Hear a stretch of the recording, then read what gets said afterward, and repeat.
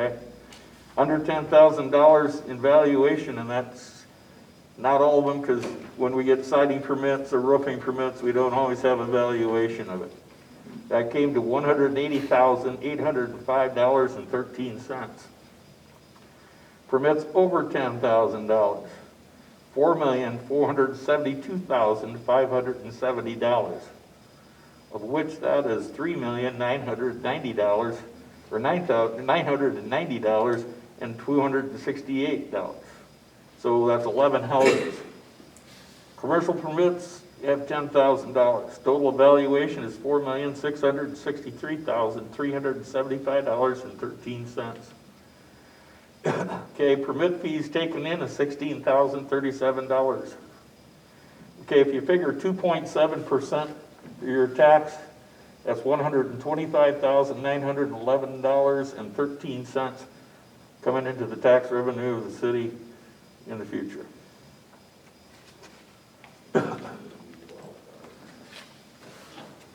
One other thing that I gave you, if I've asked you to take a look, is that with commercial buildings starting in town, we do not have an IBC code other than the 2015. And as of the first of the year, you'll be 2 code cycles behind.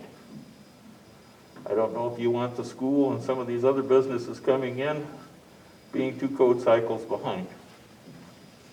So please review it, consider it. The other thing involved in this is you have an insurance audit that's due the 2nd of December that I'm working on. It doesn't affect the city per se, is the city government, but it affects the city or the residents. Right now, the city's rated at a scale from 1 to 10, 10 being the worst, a 9.9. Because they haven't done an audit for so long, it's pathetic. And talking with the lady, telling her what we're doing now with the codes that we have, the training that's been going on, everything else, we could drop that down to about an 8 or under. Which means when the insurance companies come and try to sell you insurance on your house or your property, they look at the town's rating. Okay? The better your rating, the lower your price is going to be. The more code, close to being close to the present code cycle, the better rating you're going to get. So I strongly suggest that you review it and consider it.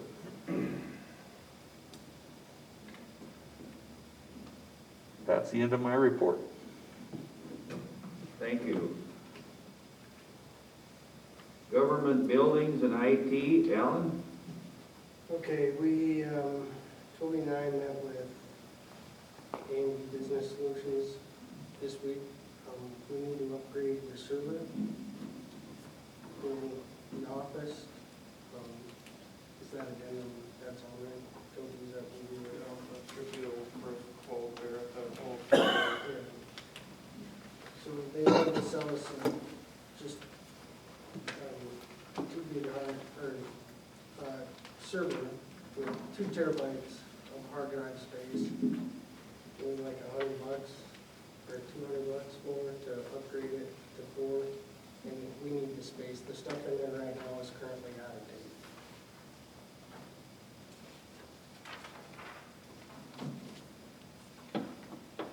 So that is a must-have, I believe.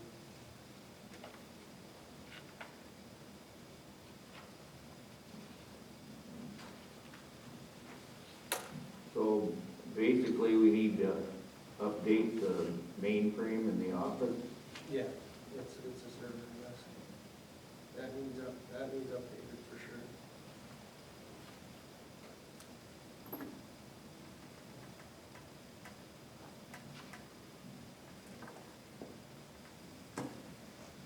And then so I see it says this includes migration of everything to the new Yes, server. So everything that's on there, and then we'll have enough space to start scanning documents and putting them on. How big is the server we have now? Not big enough. Is it even 2? Half of it's not working. well. So it's a ticking time bomb that. We would be probably in some trouble with that, like that one. Trying to Is this- recover everything off Question, is this going under COVID? there.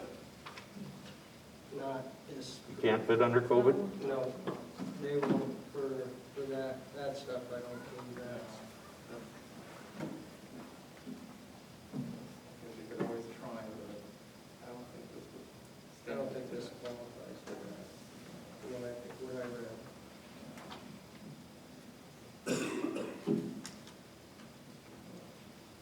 I'll make the motion to approve. Is there a second? I can say that. Second. Any other discussion? All those in favor? Aye. Opposed, same sign, motion carried. Now the laptop, Yeah, so now, I think we can get the laptop covered, right? Yeah, laptops are already ordered. Okay, so I don't think, that's probably another discussion. Do we need to discuss we haven't got the quote on the software yet, so maybe we should. No, we haven't gotten that. I mean, there are quotes here for a printer, other towns have gotten a printer, reimbursed through COVID, I don't know if this is realistic here, but I'd have to see what the other towns have. Yeah, let's see what they come back with. We were not completely sold on that yet. I think the one that we got would still work. Then we're also looking at some software that'll help them archive the documents, but we haven't got a quote on that yet. And the other thing was the tablets. Yeah, we do get the quotes on those, they're guaranteeing the 32 gigabyte Samsung pen, $279. Okay. For $279, and that was for the council, right? Council, and I would also include Scott, Scott. because otherwise he has to do it on his phone. Yeah, so what we were proposing is that we all get tablets, so we're not all here shuffling through things all the time. And those have been reimbursed by at least 2 or 3 other towns.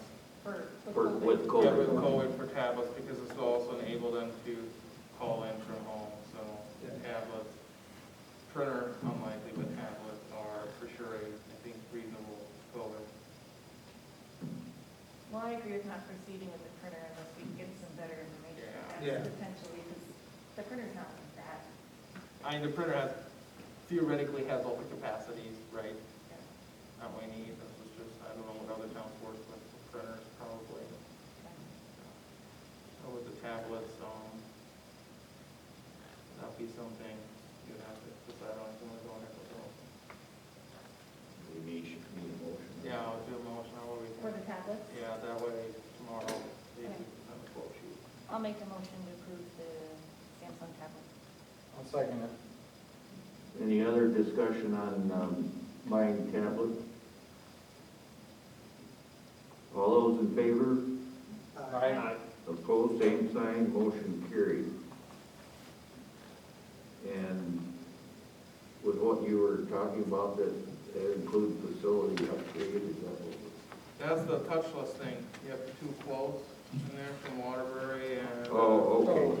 Yeah, that was, I was not part of that project. This is something Chad did. This is also covered by COVID. These are touchless faucets, urinals, toilets, also in the park. Other towns have been doing it, and it's covered by the COVID So money. that's 100% covered? Yeah. So my only question is, just to, so the Frisbee proposal for 15.5, that's for this building and the parks. And the Waterbury proposal is actually all of those added up together for the same thing? Am I reading, because I like 24,000? So the concern was with the Frisbees was that the estimator may not have been as diligent Well, that's what I was wondering, 'cause that's during quite a the difference. compilation of what the work entails. They were gonna follow up on that. I think Chad was, because Chad noticed that right away too. Yeah. And, I mean, I did too. I mean, obviously, 15,000 looks better than 24, but the 24 estimate is a lot more detailed than 15. So I don't know that we're comparing apples to apples. Yeah, probably. So, I did email him to tell him to ask for further explanation on that. So, Okay. I think it's a great idea, especially if we get it reimbursed by the COVID dollars, but I'd like to see better quotes. Okay, finance report, Janet. Hold on, can't bring my notes. Auditors were here, reviewed the first draft of the audit, just a couple minor findings that I know, Butch and Osby and Tobias are working on responding to. The bigger issue, or no, it's an issue, but I don't have Tobias will correct me if I'm wrong, but 1991, ledgers from 1991 were found from the old Crook Sanitary District. It was turned over to the city of Crooks in, what, 99? But Tobias has discovered some records from 1991 that were not in our books. Basically, it's roughly $15,000 of deposits that were made in 1991 that when we took over the sanitary district, they were not included. Kim Craver, I think Tobias has discovered that's not great bookkeeping. There's a lot of stuff that we're finding. The right thing to do is to take that $15,000, in my opinion, I think Tobias agreed with me, and add it as a liability to our water fund, because it is a liability. I mean, that's deposits that were made, and when we took over the sanitary district, we took over everything, and just because it was found 20 years later doesn't negate the fact that we got that money. Tobias confirmed we got the cash for it, we just, there's never a record that clearly stated what all that cash was. And so, it's a liability to us. It would be our responsibility to pay it back if anybody on that list terminated their services, so I think we need to assume that liability. Do we currently have a deposit for new customers? Yeah. So in this, in 1991 it was 40, now it's 50. Actually, this is from dating back to Oh, that's right. the early 80s. Yeah. It's one of those little fines Yeah. that kind of, So unfortunately, it increases our liability line, but I don't think it's appropriate to just say, oh, it's old, let's just yeah, I mean, ignore it. we've had customers who insisted they paid that deposit and didn't pay the rest of their water bill.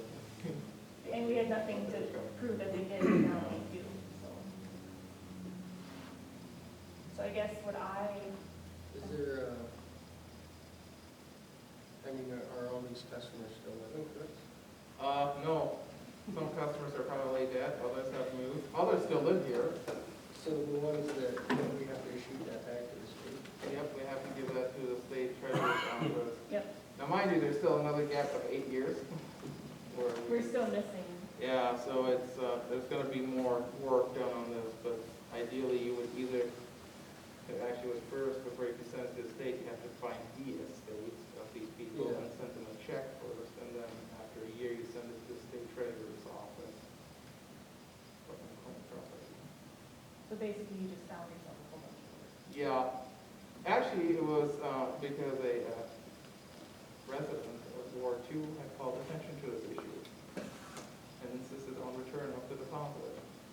But just to clarify, you don't get the deposit returned to you unless you're terminating your services. That's the Yeah. point of the deposit. So Yeah, if you're terminating your services, then the deposit, Tobias, right, is applied to your last bill. yeah. Correct? And speaking of the cash, I confirmed with the attorney, he said, yes, it's our liability.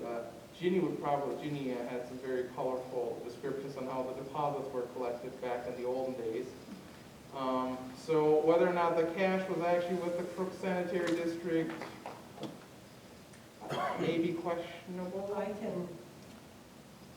Yeah, why don't you tell your It's story? very difficult for the city of Crooks to bring the sanitary district into the city. There were some members of the sanitary district that were very much against it.